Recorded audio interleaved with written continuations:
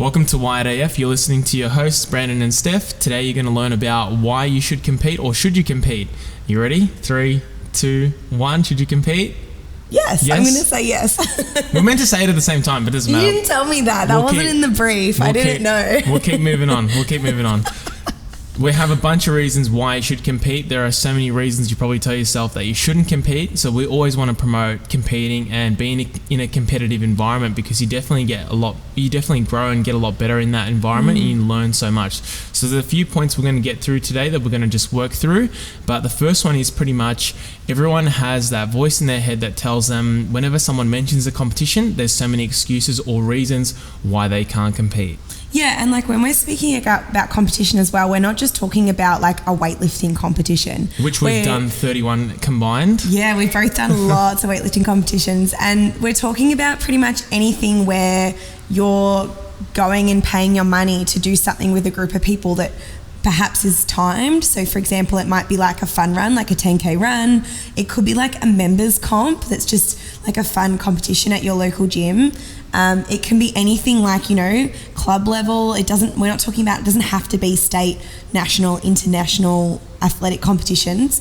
It can be literally anything where, you could win a little ribbon or a medal or whatever it could be. So something where you're almost testing your skills. That's what we're classifying in competition. And it's such a great way to just see what you can do.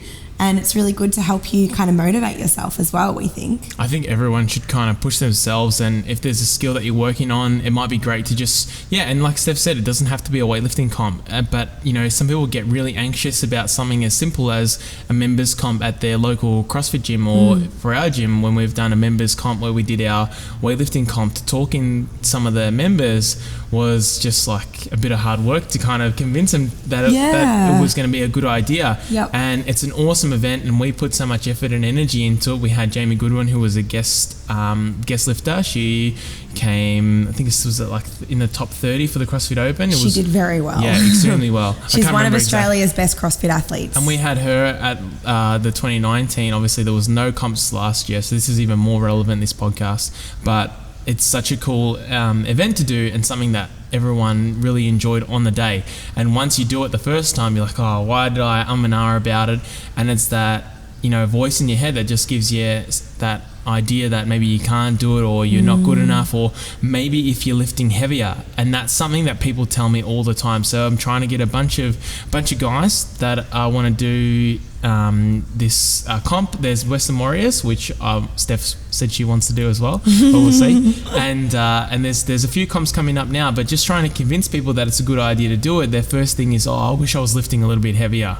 And the reality is, you're lifting heavy enough. It doesn't really matter how much you lift. You actually just need to go to the comp and just do it. The other one is people that are worried about losing, or not so much failing, but actually they're not going to win. So they say, I'm not going to win, so what's the point? That is the worst mentality you can have. Yeah, it's not about results. It's not about winning. It's not about how heavy you lift in comparison to other people. It's literally just about what you can learn yourself. And also you push yourself a little bit harder leading up to it as well, because you've got this event that you're training for. It motivates you. It helps you to actually get a little bit better in what you're trying to do. And you learn a lot about yourself as well. And I think that's a really good point, because you do learn so much about yourself. So every comp that we've done, we've always gone, I can put this into the comp next time. And there's strategies that we'll put in place and try and just make every comp a better experience for ourselves, or an easier experience, so that we can get the most out of ourselves on the day. We'll talk a little bit about Steph's comp that she did, which we've mentioned a few times, which was the Queensland Nationals, which was Steph's senior nationals. So she took taking in the snatch. So in the weightlifting comp, you have the snatch, which is the first event. Now that I've got that out of my mouth. Yep. You've got 3 attempts. So that's the one where you go from the ground to overhead. Now, Steph, what did you start on? 73? 72? I think it was 70. I actually think I started on 70. I'm testing your memory a bit now, but yeah, because it was a few years ago now. But I think my first attempt was 70. And once you choose your starting weight, you can't go up. So you have to do that weight. And if you miss it, you better get it on the next one. And then if you miss it again, you better get it on the third one. or you're not progressing to clean and jerk. Yeah, because you can't go down in weight. You have to, once you've chosen up. that weight, you have to do that weight or go up. So Steph, she came out, I think she was pretty nervous. I was so nervous, yeah. And then you missed your first snatch. Yep. And then you had 2 minutes. Yep. I can't remember if you followed yourself or you were back up with somebody else. I don't think I followed myself. There was someone else after me after that first snatch. So you do get a bit of rest. I did, yeah. You came out, your second attempt. Yeah, missed it. You missed your second attempt. So we've obviously flown from Melbourne to Brisbane. Yeah. We got there Friday, we relaxed. Yeah. Saturday, we're just chilling out. You got to test if you were weighing in fine. Everything was all good. Yeah. I don't know, maybe you're still a bit nervous. Always. And then I remember sitting with Lena, who's she's our weightlifting mum. Yeah, our weightlifting mum, our weightlifting stepmom, or weightlifting mum, yeah. She's our weightlifting mum. And I remember sitting there with her, and we were so nervous as Goran was probably freaking out. You two were nervous? Yeah, well, Goran was probably in the back with you, and you missed your second snatch, and you were crying. So this is what happened. I missed my second snatch, and I walked off, and there's chairs pretty much just behind a little curtain next to the stage, the weightlifting platform, and I sat down and I full on burst into tears, and I was like, I want to go home, I don't want to do this, that's it, I'm out, I'm done, it's over, I'm done, that's it. And Goran was just like, just breathe, it's all right, just breathe, you just got to try one more time. And I'm like, nah. I was a mess. I was absolutely distraught. I don't even know how I pulled myself out of it. And then you attempted your third snatch on the same weight? Yeah, same weight. Yep. And then you got it? Yeah, got the third one, yeah. So in a space, and mind you, this is in a space of from bawling her eyes out to then doing the snatch and then putting it down, in a space of what, 5 minutes? Oh, yeah. So 0 to 100 with the emotions. Yeah. And we're talking about should you compete, and we're saying yes, as if that's a good experience. But I think something to learn from that is how to deal with your emotions and how to deal with failure, or how to deal with not doing what you expect you think you might do. I went into that competition thinking I was going to do such amazing weights. I'd had a really good prep, I weighed in fine. We did really well. We did everything we could to prepare, and I felt like I was doing really good. Did really well at States that year as well. And coming into nationals, I thought I had a really good shot, and snatch is my strong one. I feel like I'm pretty strong at snatches. I'm really confident at them, and to miss the first two, you kind of just get everything shattered, and you're like, well, now what do I do? You have to figure out, how do you pick yourself up from this hole you've just created for yourself, and then somehow continue so you can go on and get your third one so you can actually continue in the competition. Because otherwise, to me, it would have felt like such a waste going up there and missing and not being able to complete the comp. But thankfully, I got to complete the competition, and I totaled, so that was awesome, such a great learning experience. And I don't think I missed my first two snatches for a while after that, because I, figured out, I made it really hard for myself.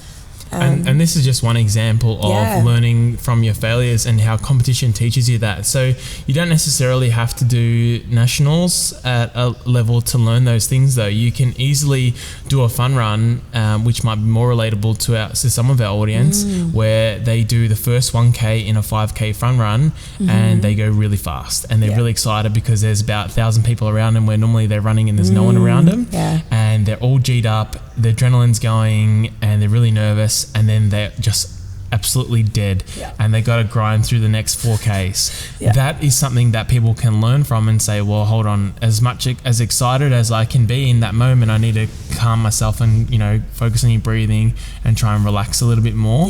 And that's something that we've had to learn so much, because you can get so much adrenaline and your heart's pumping so much when you go out for your first lift in weightlifting, because that's kind of sets the pace for the whole comp in a way. Because if you miss that first one, or whether you get that first one or not, you got to try not to care too much, because you've got still 5 lifts left. There's still quite a lot of the competition to go. There's still a whole nother lift, clean and jerks. Same thing, if you do a fun run, we're preparing one of the guys for a 50K trail run, Oscar, in 6 weeks. Awesome. And Oscar did a trail marathon last year in 4 hours 24. He was telling me last night, and as we prepare for that one, it's going to be really important that Oscar doesn't go too hard at the beginning because he has 50 Ks left. So, you know, you've got to learn how to pace yourself, and you learn so much from competition. And failing is can be seen as just like a temporary moment before you can have really good success as well. Yeah, I think another really great thing as well, it just came to me while we were talking about this, but you learn about your body and what you can firstly push it to do, and then what you can't push it to do as well. So I think of, you know, instances where we've had competitions and we might have niggles or injuries, and going into the competition we didn't think we'd do any good, and then we'd do awesome. Or on the flip side, we thought we'd be fine, and then it ended up being, you know, a really catastrophic injury. And you kind of learn how to deal with those injuries a little bit better and listen to your body a little bit better as well. So I remember the comp, Brandon, when we were again at Queensland. There's something about Queensland that we seem to have a hard time. We have good memories and bad memories. Yeah, but was it Nationals 2 years ago? 3? Yeah. And you had a little bit of a niggle in your back going up. Yeah, I think I had a facet sprain. Yeah, and we had a flight going up as well, so sitting down a lot to get there, and cramped space for you, obviously, on the plane because you're a bit of a taller person. And, you know, do you want to tell everyone about what sort of happened for you with your back? Yeah, I just relaxed in the bottom of a clean. So the clean's where you catch the bar in a front squat. It's in the first movement it's the first movement in the clean and jerk, which is the second lift in weightlifting. Mm-hmm. And I just relaxed. And then as I stood up for the clean in training, only a few weeks before, and just like Steph, I had an awesome prep, usually how it goes. And I just couldn't extend, I couldn't lean back, or I couldn't stand up straight, and my back was just really, really sore. And then I thought it would go away, and Steph was just encouraging me at the time to just, you know, keep moving. Blood flow to the area is going to be the best thing for a facet sprain and you know, any back injury anyway, and just try and move and just try and help myself recover. And then it was feeling pretty good, and I tried to do one training session and I couldn't even put the weights away, and so that was pretty annoying because I had the best prep ever, and then I was going to do a comp, and I think we and ahed about whether or not we'd go anyway. Yeah. And then by the time, you know, long story short, we agreed to go to the comp anyway. Queensland had warm weather, so I was feeling all right. We got to the room, you organised everything so I didn't have to worry about anything. We got there the night before so I could relax. We went for walks, you stretched me out heaps, and then just as I was warming up, I just felt so weak in my lower back.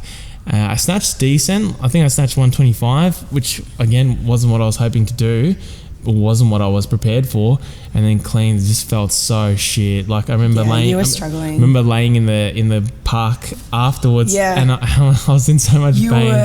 Oh my god, I don't think I've seen you like that. I haven't seen you like that very often. So that was wasn't really bad. That was definitely a time where I could say, you know, that wasn't a good idea to compete. And you almost should have pulled out, I reckon, after the first clean and jerk. For the next I guess month or 6 weeks after that, I was just trying to nurse that injury and then get back to lifting again. Where if I just rested, I probably would have been back to those heavier weights in just a month anyway. And that's something that, you know, listening to your body, often when you have an injury or you have something that's holding you back, if you just kind of stop and then just let it recover and do whatever you need, you know, get assessed, see a professional, and then, you know, Steph has helped me so much with my rehab and recovery. Just going through that rather than trying to force yourself to do the movements is the best thing ever. And recently I've had to just apply that same thing. You know, I had some tendonitis, just rest, take a break from those movements, and then it'll heal up rather than trying to force yourself to do those things. And competition teaches you that and teaches you so many things. And regardless of what level you compete at, you will learn so much from what your body can do as well physically. Something I really think that's important is you learn about recovery, nutrition, food, hydration, like sleep, how all these factors basically will affect how you perform on the day, and then you can carry that over into your training as well. You know, like obviously traveling interstate. We spoke to Melissa and Josh Wu last week, and they were talking. Everyone should listen to that podcast. So it's such a great episode. We had such a great chat with them, and you know, they were talking about how hard it is to compete internationally because they're international athletes. You know, and they struggle with the sleep and adapting to different time zones and with jet lag, and sometimes even nutrition. They have to bring their own food with them, and I've experienced that as well. Traveling internationally with Taekwondo, I had to bring my own food with me, especially if you have to make weight for a competition. That's another stress you have to think about, and you really have to plan ahead. But then whatever you learn and however you can recover the best, so drinking water or hydrolyte or whatever's going to work for your body, and whatever eating for your body works for you, you can then carry that over into your normal training as well and apply that. So then I know if I'm feeling really average, I might just need a really good sleep. I might need to have a bit of hydrolyte to kind of pep me up with, along with water as well.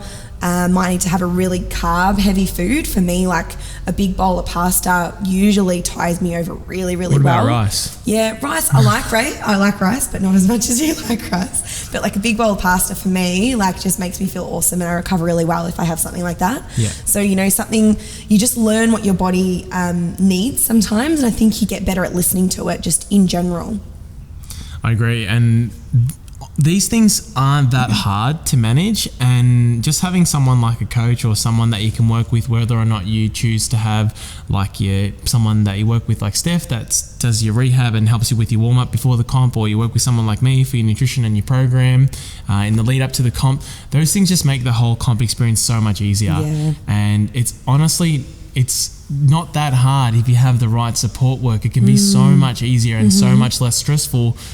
Trying to prepare and organize everything yourself. Yep. Just by having a really good support network can make everything so much easier and can make the whole experience of doing a comp that much better. So when we come to the comps, when we do the ones in Melbourne, or even when we go nationally, Goran, our coach, would come with us, and he's there at every comp for us, and it makes things so much easier. Our only job is to lift the weights, and we can't even do that sometimes. No, our only job is to lift the weights, and it makes it so much easier. And I put the same things in place for my clients and for my members and for the people that I work with. Their job is just to lift the weights and weigh in, and then my job is to just make sure that when it's time for them to do their attempts, when they need to be warming up at the right time, if they need help with anything, their technique's on point, I'll help them through everything else, and all they need to do is just do what they've practiced in training, and that makes it so much easier. So having a really good support network is going to make it a lot easier in, making that decision of should you compete. Yeah, definitely. I think so. The last thing that we want to talk about is obviously people that you meet from competing. So we've met lots of cool people and lots of cool friends that we've known or met over the past few years competing, and obviously they're the people that we've had on our podcast and the guests that we've had and the people that we've been able to interact with, because if we didn't get out there and do comps, no one would know who we are, no one would care who we are, and we wouldn't really be pushing the limits of what we can achieve as well. So you're there at a comp with all people who are exactly like-minded, or pretty much like-minded, because they're all doing the same interests as you. Exactly. And they all have interest in weightlifting. They all are interested in track and field, or they're all interested in Taekwondo. And those people are there purely because they want to be there. So you can meet some really awesome people, and that's can be a really cool thing for anyone, as just a final point about whether or not you should compete. Yeah, I think exactly. You can make some really great friends, from weightlifting. Like Brandon and I, we started training together, and that's how we met. We were training together, we became friends, and then everything else just kind of fell into place. And you can really meet some really great people if you just put yourself out there, and you can create really great connections, and even like you can form closer connections to your support network as well if you go to like competitions, even if it's just a members competition at your local gym. You have something to talk about. It's just something a little bit fun. It's almost like the highlight of your month. Or whatever it is. And it's a really great way to sort of keep yourself motivated, and it's just a good goal to set yourself as well, something to work towards that can keep you on track. And if you're having days where you're not sure if you want to go into training, you can kind of remind yourself, I've got this comp that I've signed up for in 4 weeks' time. I really should make sure that I get into training and put in the work, because you've got something you're actually working towards. So it's not always about the results and the trophy at the end of the day. It's about the process that you get, like the process to get there, and then all the other and all the other satisfying things that you get out of it as well, like learning about yourself, your emotions, recovery, making new friends. So lots of really great things that can come out of competition. to finish off this podcast, Steph, do you have a favorite comp moment or a competition day or something that you achieved at a comp that's your favorite?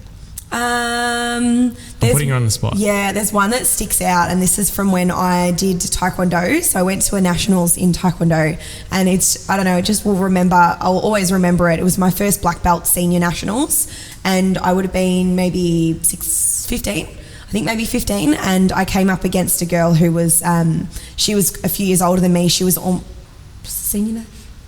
No, I would have been 17. I don't remember how old I was. Anyway, I came up against a girl, and she was quite a few years older than me, and she was very experienced, and she was like the top dog.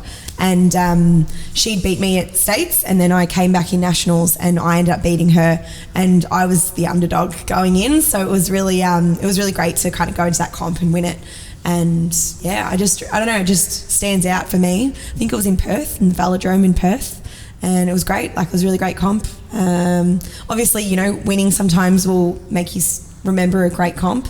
And I've just had lots of great experiences, really. Like, I met some great people. Even like traveling to the US as well for comps has been pretty amazing. Not always the comp itself, like actually competing in my US. It's the process and excitement of going over there. Yeah, like the actual fights that I was competing in, I hated. Like, afterwards I was so upset, but then the whole experience was amazing. It's just I didn't like it because I didn't do as well as I had hoped, but everything else was amazing. So, you know, I learned a lot from that. Yeah, they're my favourite comps, I would say. How about you? I didn't expect you to ask me. Well, you asked me, so I'm going to return the favour. I think I've done the Western Warriors comp twice, and I think I just find that so much more enjoyable than a sanctioned comp here in Melbourne or nationals. The national ones where you have to travel, I find them a little bit stressful, or I just find them like requiring a lot of preparation and very difficult to switch off because I'm not at work, or it just feels wrong, like that I'm leaving.